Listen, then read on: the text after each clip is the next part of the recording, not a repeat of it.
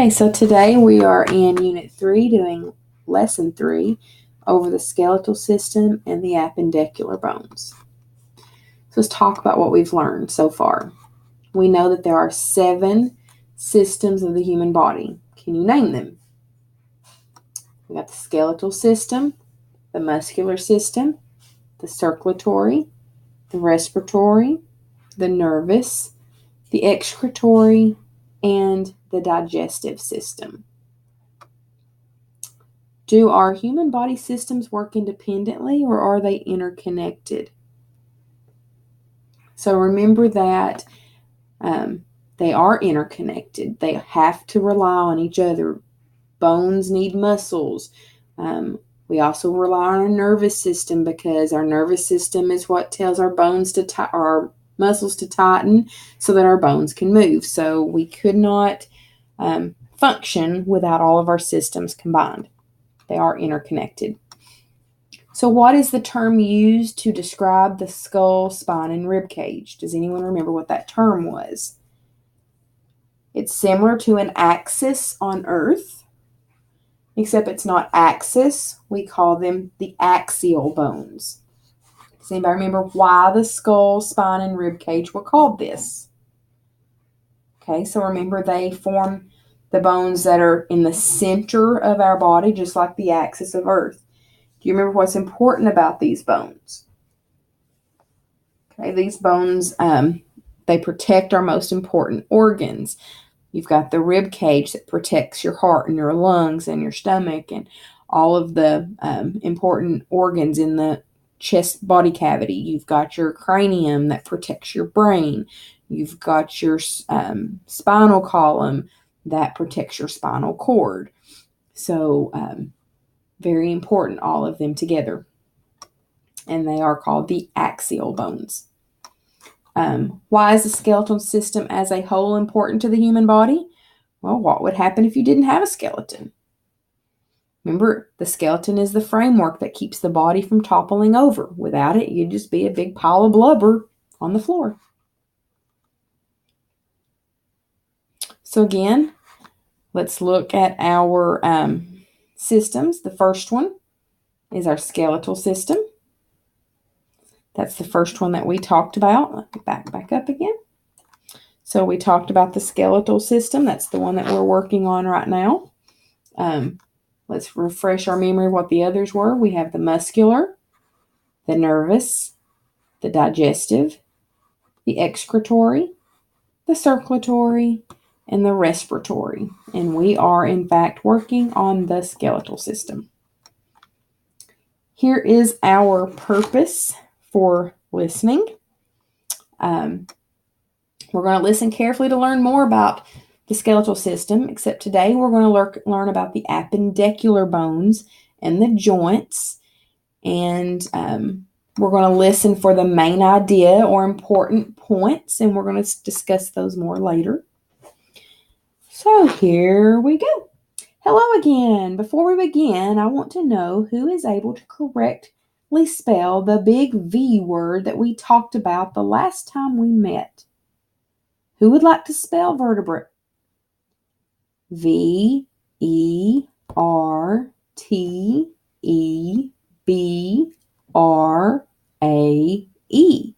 Wow, I'm impressed. Today, we're going to talk about another big word, appendages. I was quite small the first time I ever heard that word. I used to cling to my mother's leg all the time, and I would often hear her say, "Ricardo is my little appendage." I never knew what it meant. Do you? Well, years later, it makes perfect sense to me. An appendage is something that is attached to or that hangs from something larger. Today, you're going to learn about the other bones in your skeletal system. The bones in the legs and arms that hang from your axial skeleton. These bones in your appendages are called appendicular bones because they hang on to the larger bones of the body. Let's try saying those words together. Appendicular bones. Appendicular bones. Say that to yourself. Appendicular bones. Let's begin near the top of your skeleton with your arm bones. What are your arms attached to? What do they hang down from? If you answered your shoulders, you are right. Your shoulders are made up of several different bones. Look at this picture to see how arm bones are connected to the axial skeleton. The large, flat, triangular bones that you see in the picture are called scapula, or shoulder blades. They are sometimes referred to as wings because they stick out a little from your back. Now look at this picture. The long bones that connect your scapula to the top of your rib cage is called the clavicle. So here's your scapula, this long bone right here that I'm highlighting, that is called your clavicle, or another would be your collarbone.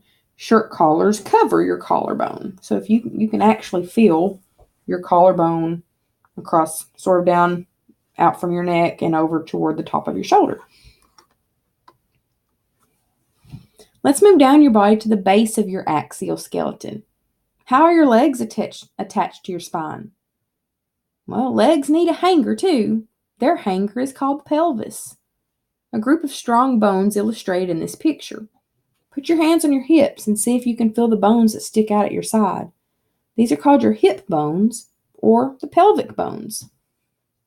Your pelvic bones are large, bowl-shaped bones that protect your bladder and intestines. Very important organs to help your body function properly.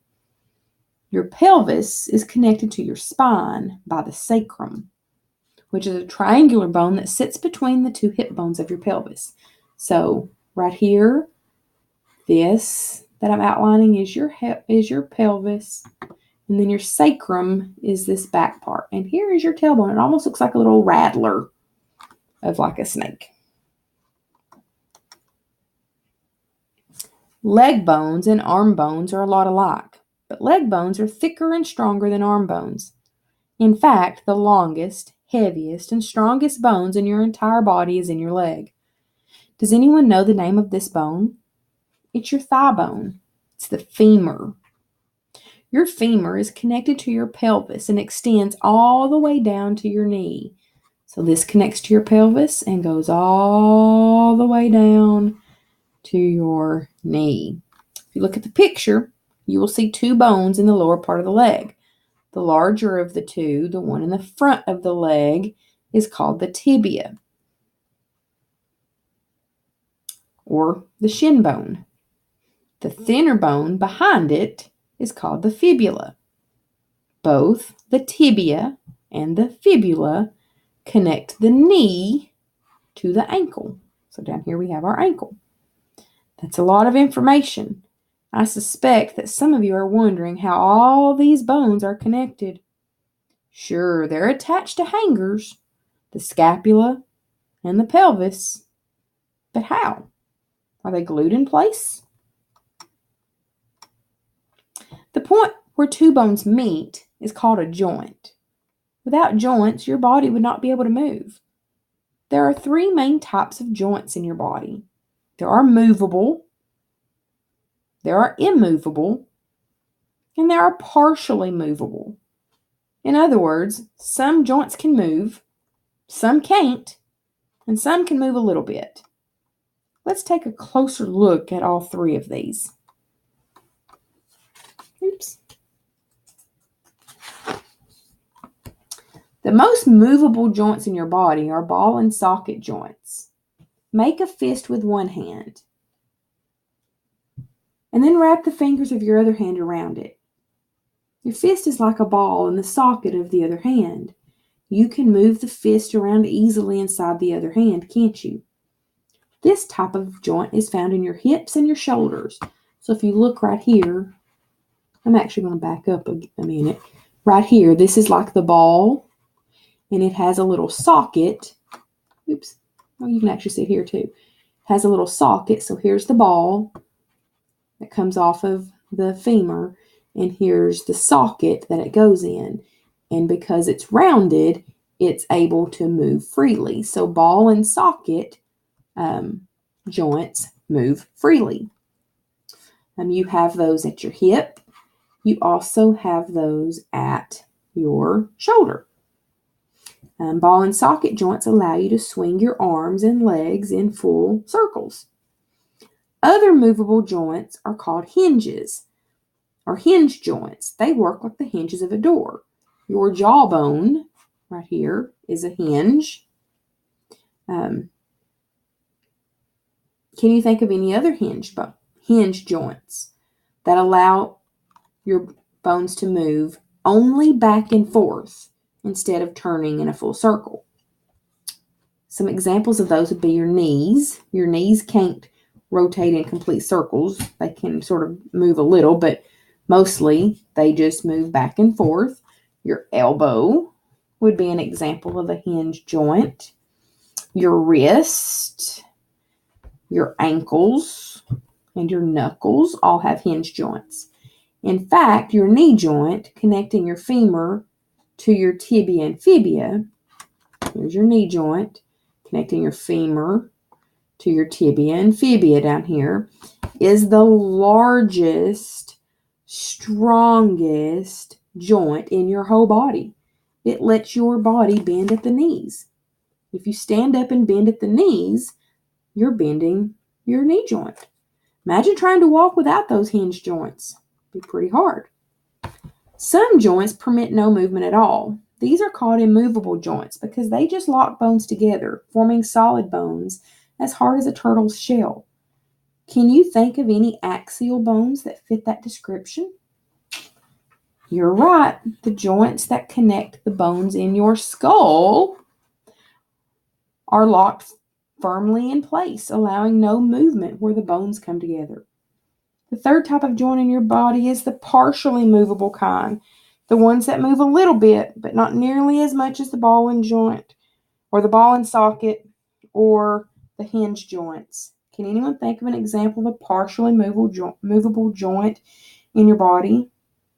Remember when you took a deep breath and watched your chest move in and out? The joints where your ribs are joined to your breastbone is a good example of a partially movable joint. So there are joints here that connects your rib bones to your breastbone or your sternum, and those allow for just a tiny bit of movement when you breathe.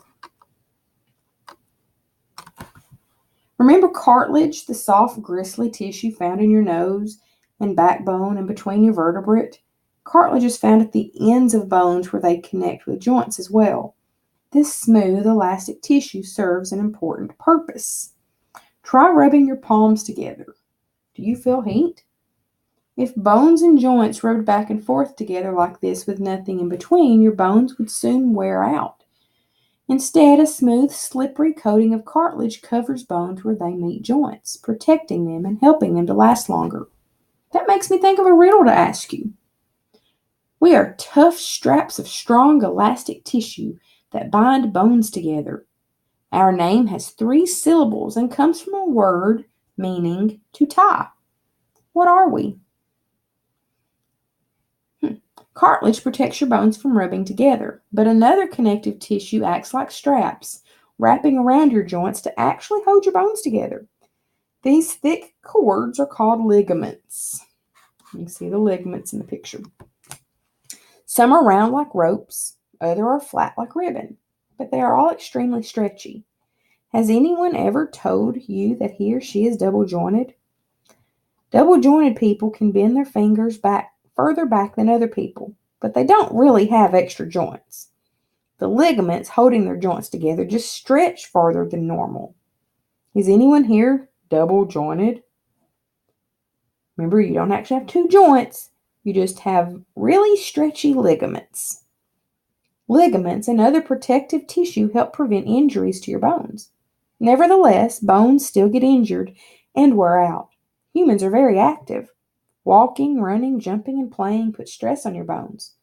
So what happens if you break a leg, sprain an ankle, or dislocate a joint? Often you must see a doctor, and sometimes your doctor will recommend an X-ray. Now that you have lots of information about the skeletal system, both the axial bones and the appendicular bones, let's take a look at this thing we call an X-ray. These X-rays are of various parts of the human skeleton. An X-ray is an invisible light that can travel through the soft tissue of your body, but not through hard bone. After an X-ray passes through you, a picture is recorded on a photographic film. Soft tissue appear black on the film because the X-ray passes right through them. But wherever the X-ray is blocked by bone, white areas appear on the picture, allowing doctors to find breaks more easily. X-rays were invented as a medical tool just over 100 years ago. The next time we meet, we'll discuss another important body system, one that works closely with your skeletal system to move your bones. Turn now and think. Do you agree with the name of the skeletal system I'm talking about? Sorry, Miss Becky read that wrong. What do you think the next system is that Ricardo is going to talk about? Look at his shirt. It may give you a clue. Okay, so now let's look at our word work. Our word is appendages. Appendages are smaller body parts that are attached to the main body. In our read aloud today, we heard Ricardo say that he used to cling to his mother's leg all the time and would often hear her say that Ricardo was her little appendage. So think about the word appendages. Say it to yourself. Appendages. Well, let's think about an insect. Insects have appendages. Do you remember how many appendages an insect has? Okay, we're talking about its legs. An insect has 6 legs, so it would have 6 appendages. Spiders are not insects. They are arachnids. But arachnids have how many appendages? Okay, they have 8 appendages. Okay, so what part of speech would appendages be? Are appendages something you do? Do appendages describe something? Or can I touch appendages? Can you touch the legs of a spider? Okay, if legs of a spider are appendages, it's something I can touch. I can see it. I can feel it, so it is a noun.